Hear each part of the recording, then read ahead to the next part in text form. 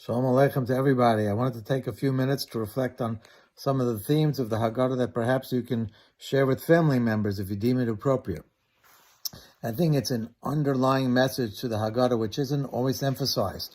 Rav Soloveitchik Zatzal spoke about the idea that now that we're free, we can invite others to the Seder.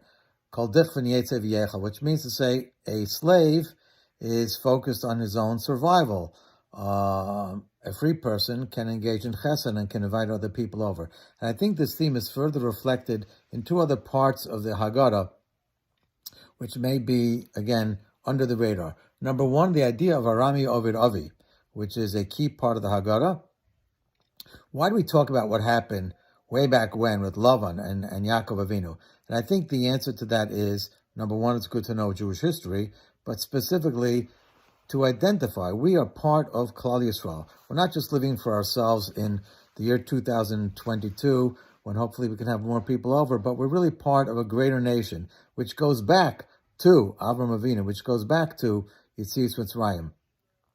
And that might be one of the reasons that we talk about Lavan's relationship with Yaakov Avinu, and of course why Yaakov had children. They went down to Mitzrayim. That was all part of the Shalsheles, the link of the chain that brought us down to Egypt.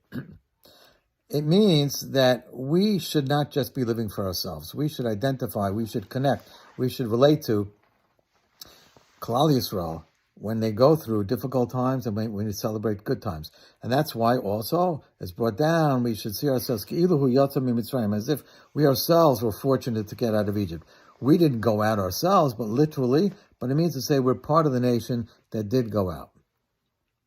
I think another part, of course, is the beginning part where we say, V'hi she'amda lavosenu v'lanu, shlo echad bilvad amad alenu l'chalosenu. We don't necessarily feel that way. Perhaps we do, but I don't think so, because we're free, we're living a good life, we're in Golus, we're in the United States, or even in Eretz Yisrael. So we don't feel that b'chol dor v'dor in every generation. But the truth is that's what our history has been.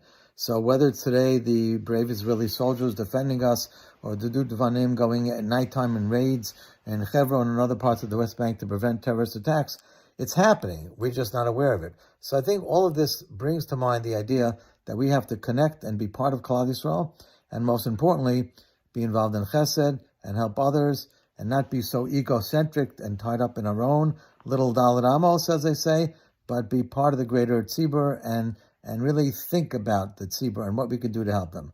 Wishing all the best. Bye-bye.